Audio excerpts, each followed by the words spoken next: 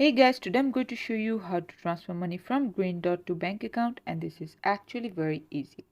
So what you need to do is download the Greendot mobile app on your smartphone. You can head over to the Google Store or App Store and just download from there.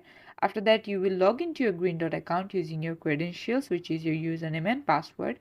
From there, you're going to locate where it says transfer funds or send money, either of this one. So click on that one and then choose the option that you want to prefer. So if you want to transfer it to another bank account, so we're going to click on transfer to bank account and then provide the recipient's information, which means what bank account they are, like the branch, the bank account ID.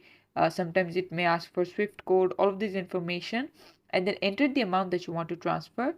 Finally, you're going to confirm, like review everything and confirm if it's right or not, and then send it. And there you go. This is how to do it. Thanks for watching. Please leave a like and subscribe for more tutorials like this, and I'll see you guys in the next one. Bye bye.